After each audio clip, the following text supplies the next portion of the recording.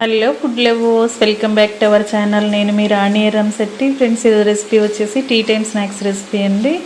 ఒక్క బంగాళదుంపతో 1 కప్పు అటుకులతో క్రిస్పీగా టేస్టీగా ఈ స్నాక్స్ అనేవి చేసి చూపించబోతున్నాను. చిన్నపిల్లలకైతే మరీ ఇష్టపడే స్నాక్స్ రెసిపీ అండి. నూడిల్స్తో రెసిపీస్ చేసినప్పుడు పిల్లలు చాలా ఇష్టంగా తినటమే కాకుండా పొటాటో స్నాక్స్ అంటే కూడా పిల్లలు ఇష్టపడతారు కదా. ఈ 2 కాంబినేషన్స్తో స్నాక్స్ అనేవి చేసి చూపించబోతున్నానండి. ప్రాసెస్ అంతా డిఫరెంట్గా ఉంటుంది, టేస్ట్ మాత్రం చాలా బాగుంటాయి. ఇంట్లో అందరికీ కూడా ఈ రెసిపీ బాగా నచ్చుద్దండి. ఆ ప్రాసెస్ అంతా చూద్దాం. వీడియోని ఫస్ట్ నుంచి లాస్ట్ వరకు స్కిప్ చేయకుండా చూడండి. ఛానల్ని ఫస్ట్ టైం వాచ్ చేసిన వారు సబ్స్క్రైబ్ చేసుకుని పక్కనే ఉన్న బెల్ బటన్ క్లిక్ చేయండి. ఇక ప్రాసెస్లోకి వెళ్ళిపోదాం. ఒక గిన్నెను తీసుకుని దానిలోకి 1 కప్పు నిండుగా అటుకులు తీసుకుని వేసుకోండి. ఏదైనా బౌల్తో కానీ గిన్నెతో కానీ ఇలా తీసుకుని ఎక్కువగా వాటర్ పోసి చేత్తో బాగా కడగండి. అటుకుల్లో ఇసుక అనేది డస్ట్ అనేది ఉంటుందండి.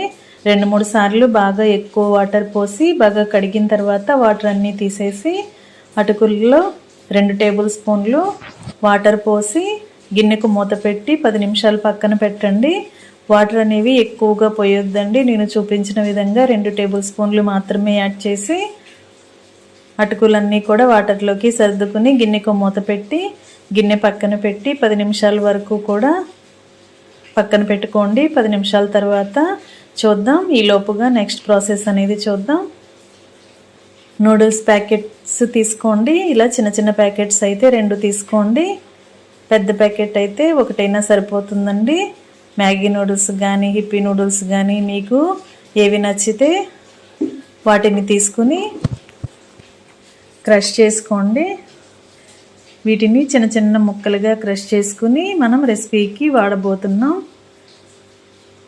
ఫ్రెండ్స్, నూడిల్స్ అంటే పిల్లలకి చాలా నచ్చుతాయి కదా. నూడిల్స్తో రెసిపీస్ అయితే మరి కొంచెం ఇష్టపడతారు. స్నాక్స్ అయితే చాలా ఇష్టంగా ఎంజాయ్ చేస్తూ తింటారు. ఈ రెసిపీ ఖచ్చితంగా ట్రై చేయండి.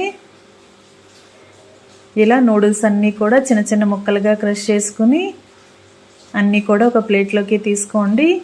మ్యాగీ మసాలా ప్యాకెట్స్ పక్కన పెట్టుకుని నూడిల్స్ అన్నీ కూడా చిన్న ముక్కలుగా క్రష్ చేసుకుని వేసుకోండి.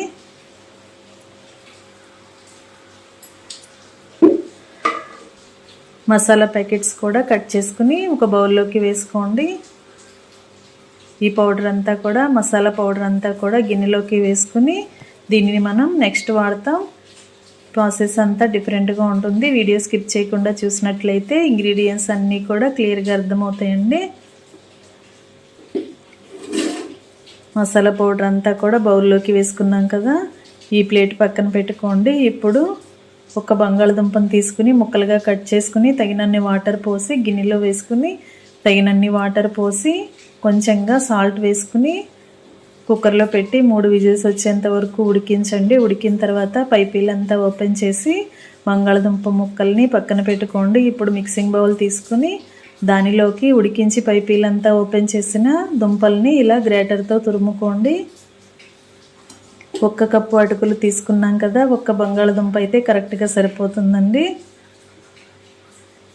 ఈ విధంగా దుంపలన్నీ కూడా గ్రేటర్తో మిక్సింగ్ బౌల్లోకి తురుముకున్నాం కదా.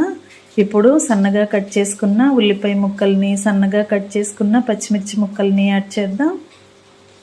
1 అరకప్పు వరకు ఉల్లిపాయ ముక్కలు, 2-3 టేబుల్ స్పూన్లు పచ్చిమిర్చి ముక్కలు వేసుకుని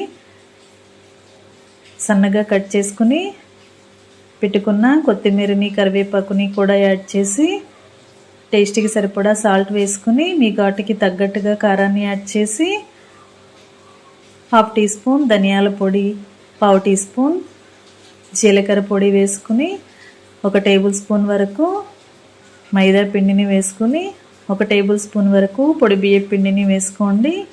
ఇప్పుడు కట్ చేసి పౌడర్ అంతా కూడా గిన్నెలోకి వేసుకున్న మ్యాగీ మసాలా పౌడర్ అంతా కూడా మిక్సింగ్ బౌల్లోకి వేసుకోండి. ఇప్పుడు ముందుగా నానబెట్టి పెట్టుకున్న అటుకుల్ని చూద్దాం. అటుకులన్నీ కూడా వాటర్ని బాగా పీల్చుకుని ఇలా సాఫ్ట్గా వచ్చేయండి. 10 నిమిషాల్లోనే అటుకులు అనేవి బాగా నానిపోయాయి.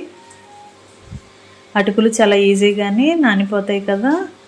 10 నిమిషాల కంటే ఎక్కువగా నానబెట్టాల్సిన పని లేదు. ఇలా నానిన అటుకులన్నీ కూడా మిక్సింగ్ బౌల్లోకి తీసుకోండి. ఇప్పుడు మనం వేసిన ఇంగ్రీడియంట్స్ అన్నీ కూడా అటుకులకి పట్టేంత వరకు చేత్తో బాగా పిండిని బాగా కలపండి. వేసిన ఇంగ్రీడియంట్స్ అన్నీ కూడా మిక్స్ అవ్వాలి. అలాగే అటుకుల్లో ఉన్న తేమ కానీ బంగాళదుంపల్లో ఉన్న తేమతో కానీ పిండి అంతా కూడా కరెక్ట్గా కలిసిపోతుందండి. వాటర్ అనేవి అసలు యాడ్ చేయొద్దు.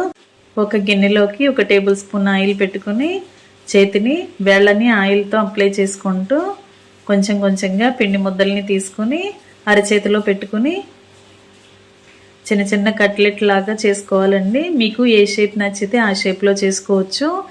నేను వడ షేప్లో చేయబోతున్నాను. ఈ విధంగా అరచేతిలో పెట్టుకుని వేరొక చేతితో గట్టిగా ఒత్తుతూ ప్రెస్ చేసినట్లయితే వడ షేప్ అనేది వస్తుంది. ఈ విధంగా చేసుకుని ప్లేట్లోకి తీసుకుని పెట్టుకోండి. నెక్స్ట్ ప్రాసెస్ అనేది మిస్ అవ్వకుండా వీడియో మొత్తం కూడా స్కిప్ చేయకుండా చూడండి, క్లియర్గా అర్థమవుతుంది.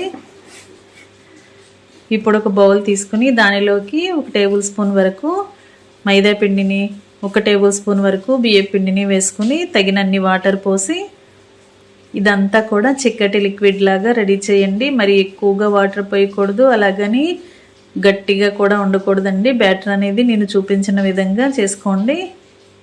ఉండలు అనేవి ఎక్కడా లేకుండా కూడా ఈ విధంగా లిక్విడ్ని ప్రిపేర్ చేసుకున్నాం కదా. ఇప్పుడు మనం ముందుగా ప్రిపేర్ చేసి పెట్టుకున్న వడని తీసుకుని లిక్విడ్లో డిప్ చేయాలి.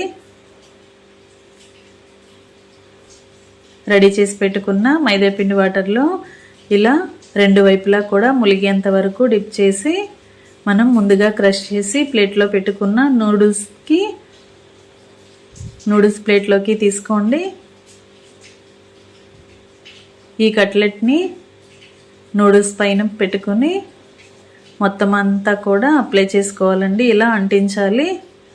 క్రష్ చేసుకున్న నూడిల్స్ అన్నీ కూడా ఈ వడకి 2 వైపులా కూడా బాగా అంటించండి. మనం మైదాపిండి వాటర్లో డిప్ చేసి అంటిస్తున్నాం కదా, అన్నీ కూడా ఈజీగానే స్టిక్ అయిపోతాయండి, అంటుకుంటాయి. కొంచెం ఆరిన తర్వాత ఓపెన్ అవ్వకుండా అలాగే గట్టిగా స్టిక్ అయ్యి అలా కట్లెట్కి అలా అంటుకుపోయి ఉంటాయి.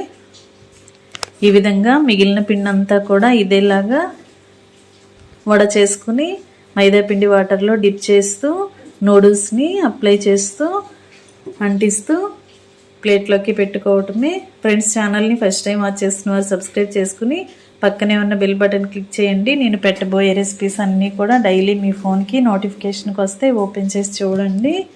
సింపుల్ ప్రాసెస్తో టేస్టీ రెసిపీస్ని చూపిస్తానండి. అన్నీ కూడా పిల్లల నుంచి పెద్దల వరకు అందరికీ నచ్చే విధంగా ఉంటాయి.